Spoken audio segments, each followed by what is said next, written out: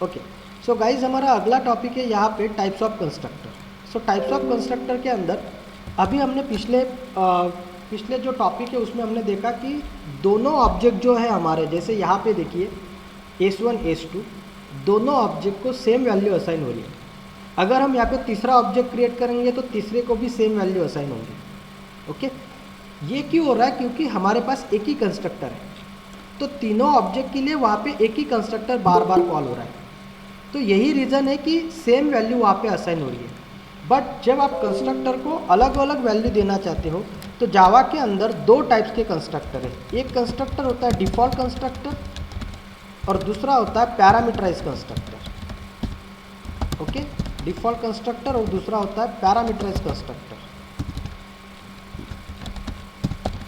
C++ में एक constructor वहाँ पे मैंने आपको पढ़ाया था copy constructor, but Java does not support copy constructor. तो याद रखना, अगर आपको पूछा गया कि जावा में कितने टाइप्स के कंस्ट्रक्टर यूज होते हैं, so there are only 2 types of constructor. First one default constructor and second one parameterise constructor. अभी डिफ़ॉल्ट कंस्ट्रक्टर हम क्यों यूज़ करेंगे? सो डिफ़ॉल्ट कंस्ट्रक्टर का मीनिंग क्या है?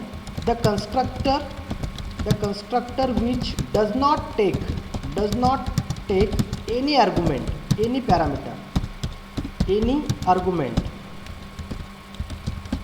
is called default constructor, is called default constructor. Okay,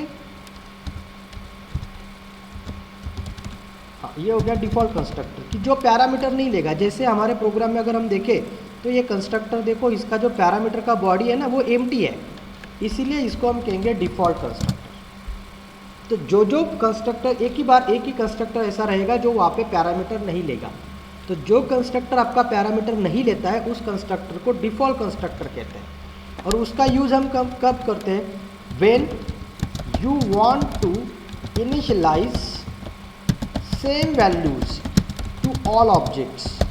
जब आपको लगता है कि मुझे सेम वैल्यू सारे ऑब्जेक्ट को असाइन करनी है, then this type of constructor you should use.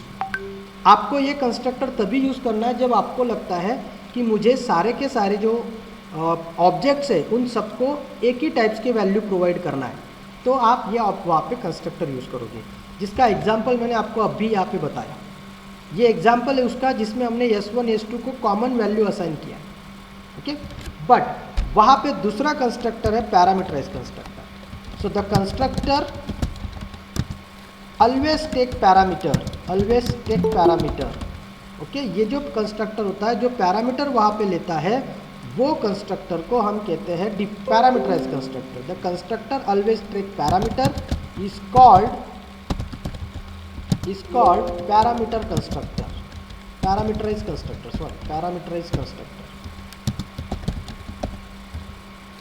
ठीक है, पैरामीटराइज कंस्ट्रक्टर। तो ये हो गया आपका पैरामीटराइज कंस्ट्रक्टर।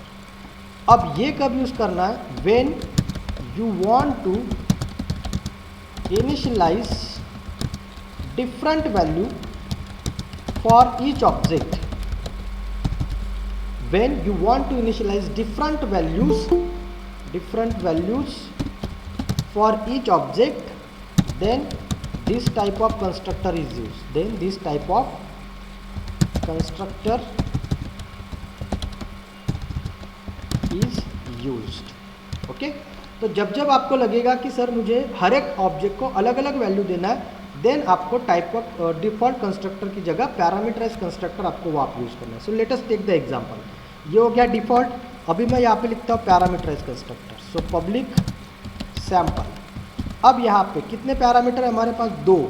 सो integer x comma integer y। ठीक है, अब हम यहाँ पे क्या करेंगे? ये जो कंस्ट्रक्टर है इसके अंदर a equal to x and b equal to y। अब यहाँ पे क्या होगा? आपको अलग अलग वैल्यू वहाँ पे देनी, तो आप अलग अलग वैल्यू वहाँ पे दे सकते हैं। और this is called as parameterize constructor. This is called as parameterize constructor. ठीक है, इसको हमने कमेंट कर दिया पैरामीटराइज कंस्ट्रक्टर। नाउ जब ये पैरामीटराइज कंस्ट्रक्टर आपको कॉल करना होगा, तो जब आप ऑब्जेक्ट क्रिएट करोगे तभी आपको यहाँ पे वैल्यू दे देना है जो आप असाइन करना चाहते हो। 10, 20, 30, 40।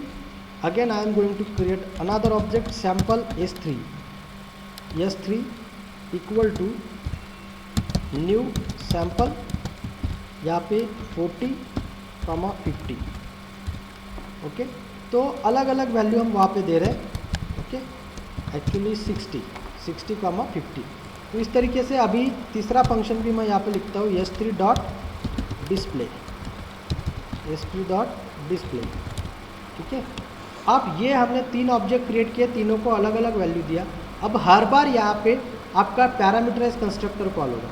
और अब मान लीजिए सपोज मैंने यहाँ पे सैंपल s4 लिख दिया इक्वल टू न्यू सैंपल, और इसको कोई पैरामीटर पास नहीं किए 1 2। ठीक है, उसको 1 और 2 हमने सेट किया। तो अभी सैंपल 4 के लिए s4 डॉट डिस्प्ले।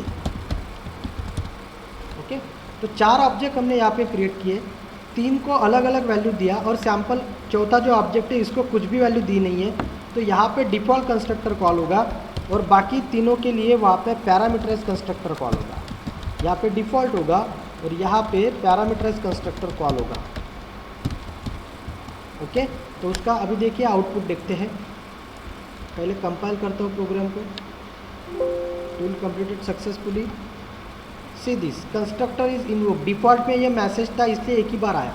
फिर अभी देखिए पहला वैल्यू जो था 10 20, दूसरे 30 40, तीसरे 60 50, और जो फिफ्थ वन है ना, फोर्थ वन है ना, उनको हमने वैल्यू नहीं दिए थे। तो उसने डिफ़ॉल्ट वैल्यू जो हमने डिफ़ॉल्ट में सेट किए हैं 1 और 2, वो उसने वहाँ पे ले।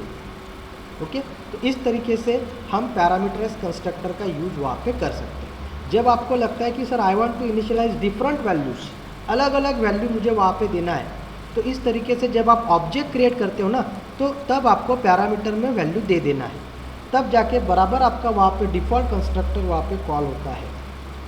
ओके, इस तरीके से डिफ़ॉल्ट कंस्ट्रक्टर वहाँ पे हमने लिखा होता है।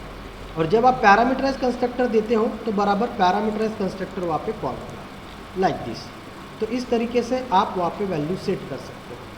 So that's it from the constructor and types of constructor. Okay.